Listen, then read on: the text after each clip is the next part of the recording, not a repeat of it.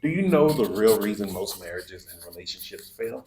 Well, if not, we're going to talk about it in today's video. So, if you're looking to get into a marriage or relationship, hopefully it can help give you a head start and not lead to divorce. Hey, Jason here. If you're new to the channel, I'm an expat slash nomad. I have been doing this for 10 years now. I am on my fourth country, third continent, here in Lusaka, Zambia, the southern region of Africa.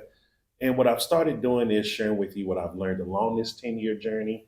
But most importantly, if you're thinking about becoming an expat or already one, why you should be looking into the southern region of Africa. There's a place not many people are talking about, and there's a lot of opportunities here. So this video, we're going to be talking about happiness or relationships. Remember, I focus on three areas: happiness, health, and wealth. And so for today, we're going to be talking about what is it that really stops marriages from being successful. Now, if you're from the United States, most likely you're going to say money issues. If you're from some other countries, you may be like cheating, things of that. But actually, none of that is true. The real number one cause of divorce or relationships getting toxic is selfishness. Now, what do I mean about selfishness? And you may be like, Jason, but you told me in other videos we need to be selfish. Yes. But when it comes to being in a marriage, you cannot be selfish towards yourself. You have to put the marriage ahead of your own needs. And this is where a lot of people mess up. And this is where even that 50-50, like, I don't believe in 50-50 relationships. You shouldn't. If you're really going to get in a relationship, you should be doing 100 and 100. Now, what I mean by that is when you're giving 100% of yourself to that relationship, there's parts of you that you're going to cut off. You must give your all to the relationship, or the relationship cannot make it. The same way you give your all to yourself. When we don't reach our dreams and goals, we're not putting our all into ourselves. So if you're not putting your all into the relationship, the marriage being successful, how will it ever become successful? Please let me know in the comment. Let me know. And this is the key. This is the thing that CC and I figured out when we were married. Because now it wasn't like we were going through very toxic issues or anything like that, but we wanted to improve our communication. We wanted the flow of our house or our family to improve. Things can always get better.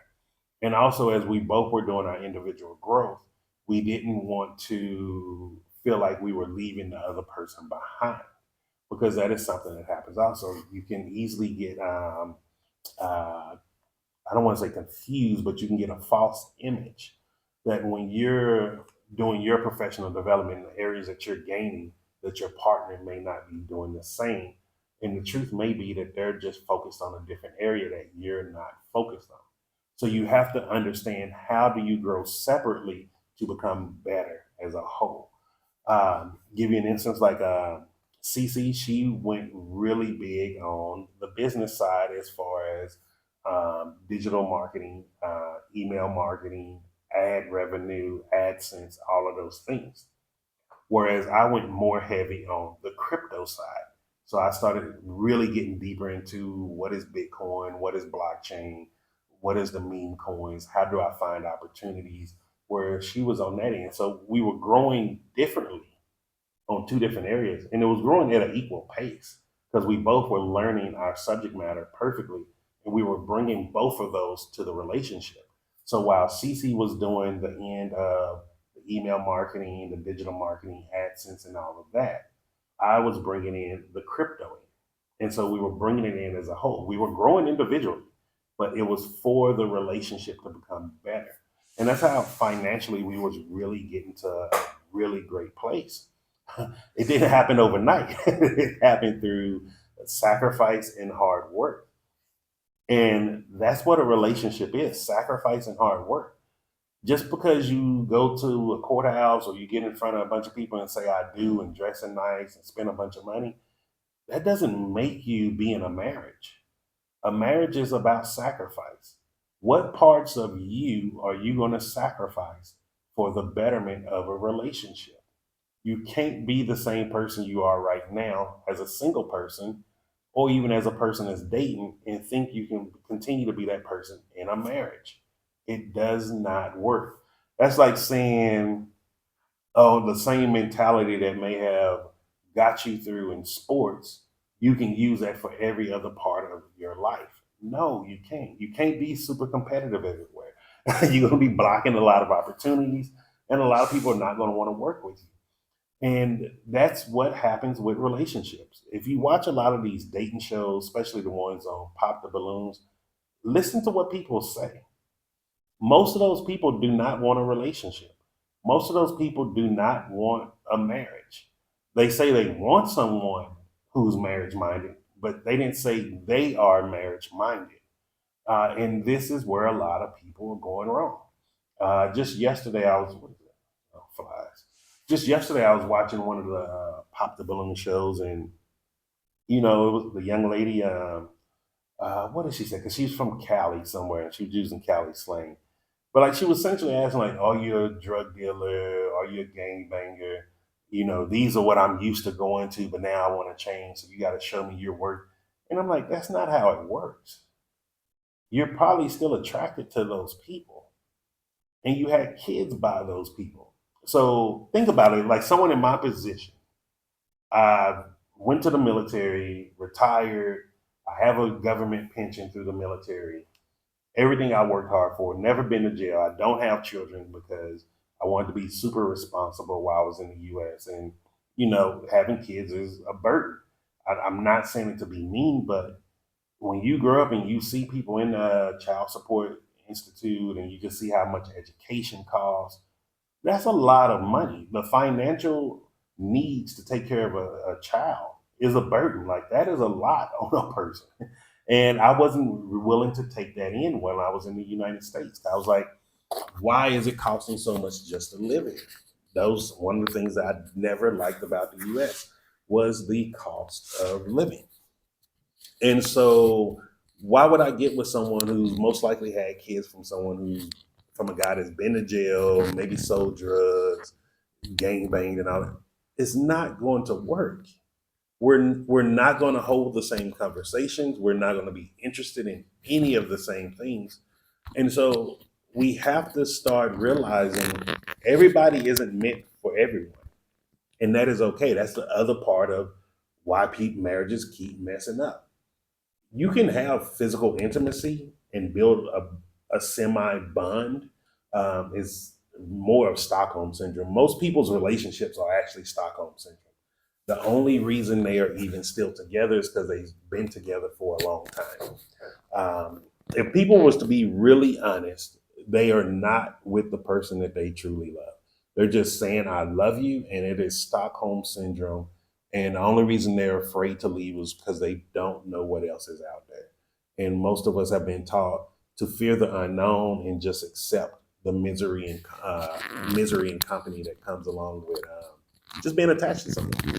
And also, like if you've been in the military, you'll know straight up. And anybody in the military, just let them know in the comments through AIT, basic training, or just your normal duty station.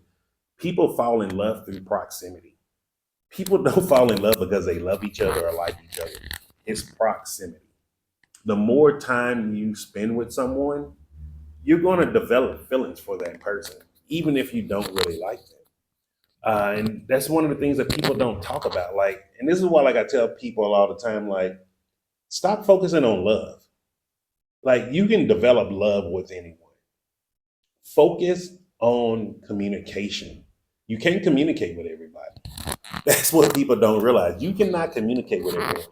Even though I speak English, there are English speaking women out there in the world that I can't communicate with. Like the example I just gave you. If we don't value the same things in life, if we don't honor the same things in life, if we're not committed to a certain level of growth on a base level, we can't communicate. Like give you an example. Like let's say if I'm on a date app or something and I'm talking to someone, like if someone just gives one word responses all the time and they never, you know, give you questions back and trying to figure out, showing and putting in effort to like, who is this person? I block. Like, what is the point? We're not communicating. Just because we can read and understand the same words it doesn't mean we're communicating. There's nothing effective going on here. And what I mean by we're not communicating is we're not forming thoughts in our head of, do I want to spend time with this person? Oh, what would it be like going on a date with this person? What would it be like to see them smiling and laughing over a cup of tea or something?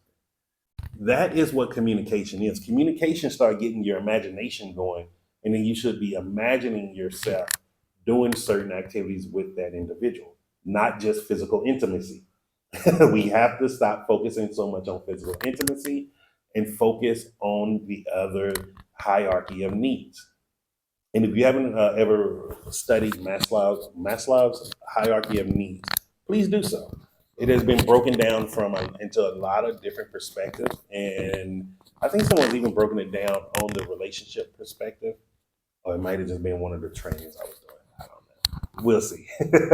But research that, please, because these things are things that are important. And if you don't understand your hierarchy of needs, you're never going to find the person that completely matches you. And you don't have to go overseas. You don't have to travel the world. You don't have to get a passport. I'm telling you right now, there's women in the United States. There's women here in Zambia, South Africa, Botswana, Namibia, Colombia, Panama. Like, where else have I been? Amsterdam, UK. Like, there's women everywhere and there's men everywhere around the world that are good people that are looking for probably what you're looking for, but you may not actually know what it is that you desire.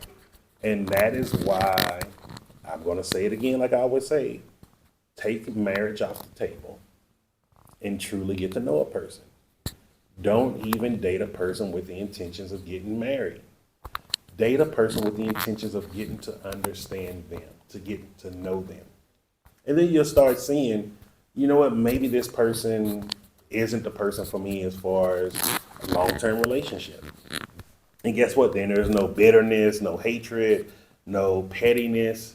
Because so many married people right now, they're destroying their generations out of pettiness, out of spite, out of anger and hatred and visceral for one another. And it's like, if you ever truly love one another, how can you not put those differences aside and say, let's do the right thing for our next generation that we created together? I will love them enough to hate you a little less. You get what I'm saying here? Like, people are throwing away generational wealth to just separate from one another. You can't tell me you were ever in love or that it was ever something perfect. You would never do that. Even if Cece was alive to this day, and let's say if we had got divorced, I would still be in her life. We were great friends. I loved talking to her. I loved getting her counsel on things, just getting her perspective on things. Like, that was one of the things that we always talked about. It was like, dude, like, I don't hate you. I will never hate you. Like, it is you that I chose. You are the person that I want to be with. But can you say the same thing about your marriage? And let me just ask this. I'm going to ask this for you. If you are married, leave in the comments down below if marriage was easy or it was something that you built. Because I think people need to understand this. A lot of us, when we're in our marriage and going through it, and what I mean going through it is going through the roller coaster of marriage. Like, things goes up and down every day. Like, there's nothing perfect about anything in this world. And let people know, like, did you have to actually put in some work, some effort? Like, you can't tell me you built a successful marriage and you only put in 50% of your energy. That's some bullshit. You must commit 100% of yourself to the development of a marriage. Because remember also, a marriage is the joining of two people. The marriage is a symbiote. It's creating a symbiosis bond between you and your partner. And so that is the things that you need to really think about. And if you have any questions or comments, leave those down below. I'm trying to keep this video short. But yo, with the internet issue right now where I'm at, it is taking a day to 2 days to upload videos. That's why I'm not getting a lot out right away. But I just wanted to try to rein it down a little. But if you have any other questions or comments, leave those down below. And just remember this, I'm Jason, and success is simple once you know how.